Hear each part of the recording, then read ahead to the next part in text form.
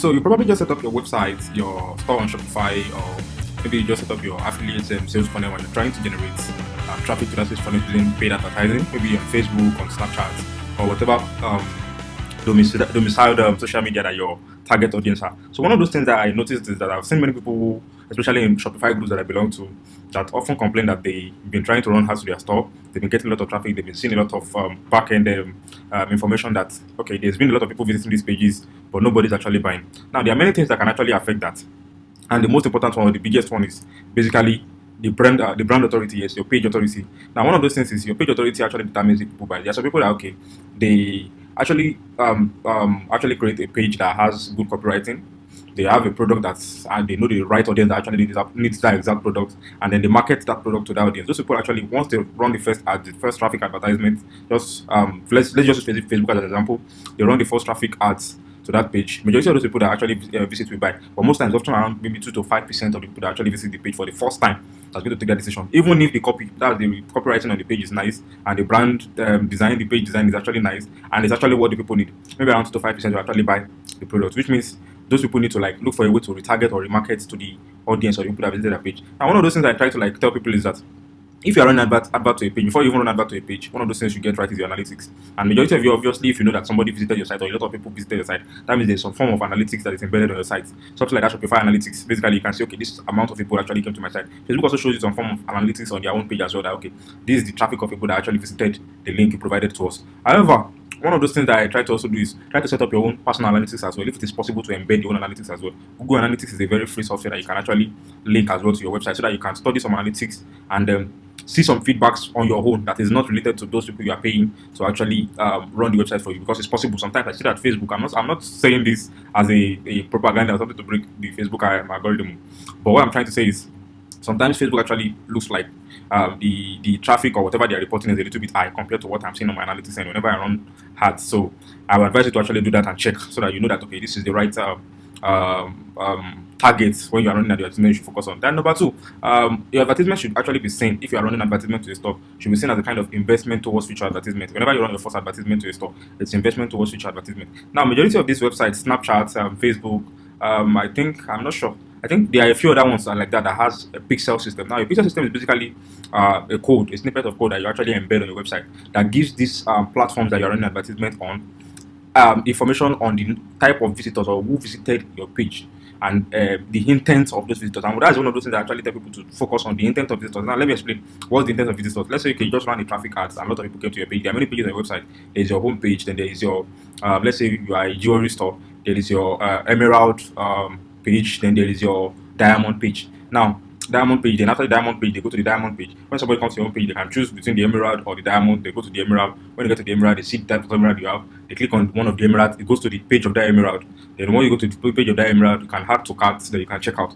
So basically, there's a difference between the visitors who, when you run the ad, simply visited your home page, checked the emerald page, and just backed, and just got out of the ad and closed the page and continue their Facebook activity.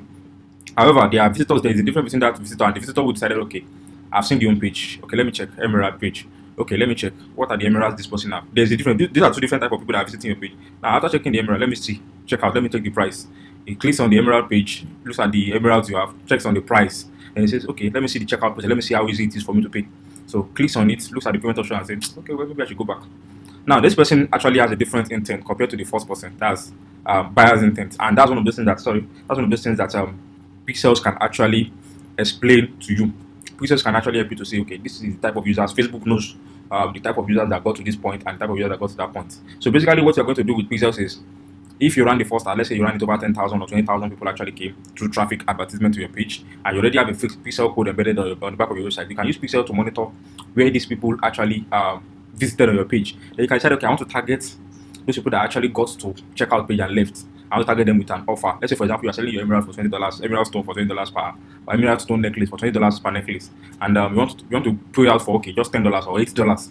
Of course, that person feels like, okay, this is a catch. So basically, you can ask Facebook to target only those people who got to that emerald page or only those people who got to the diamond page alone. So basically, what you are doing is you are streamlining and creating a funnel based on intent. You are reducing the people's the number of customers that actually that you are targeting with an offer, and to the people who are most likely to take the offer. So basically, all you have to do is just make sure that if you have a page or a website or something or an e-commerce store that you're just running, number first thing is get your analytics right. Make sure that you set your analytics right. Number two, your brand authority, the way your page looks is very, very important. So one of those ways you can actually increase your brand authority is putting a celebrity on the page, putting an influencer on the page. So if it's an industry, okay, let's say you're targeting football industry, I'm not saying put Ronaldo on the page, but something like that.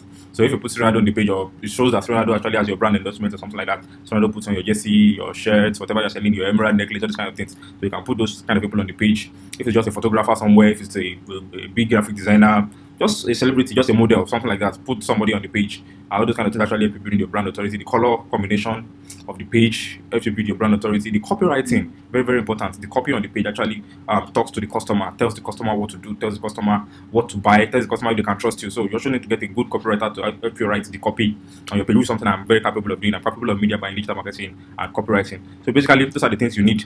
The on the page. Then most importantly, you need to set up your analytics, set up a pixel codes, then run your advertisement so that your first advertisement is actually going to be a kind of investment towards future advertisement. You can't expect somebody who just imagine, put yourself in the shoe. If it is not really something that you have the money for or to buy at that moment on time, because everybody actually has different things you want to use the money you have on you for. So you cannot see a page for the first time, a business for the first time, an advertisement for the first time. If you don't feel like, okay, you trust the brand enough, you want to see more of that brand actually. So one of those things you actually do is, some people don't know that, okay, they can leave their email, they can do this, they can do that, to actually keep in touch with the brand, to get to know the brand more before they buy from you. So you are the one, as the brand owner, who is responsible for making sure that, okay, you identify the intent of people, then you will target people based on those intents. You can also use email retargeting if you have that set up on your website. So basically, I believe those are the things you need to actually become successful in your e-commerce store, or your website, or your page, or your business page, or your online marketing or paid advertising. So all you have to do is just click on. I'll be happy if you click on the like and the follow button or the subscribe button. Anyway, I'm also going to leave comments or resources as well in the description or somewhere around this video. So thank you for watching, and I'll see you next time.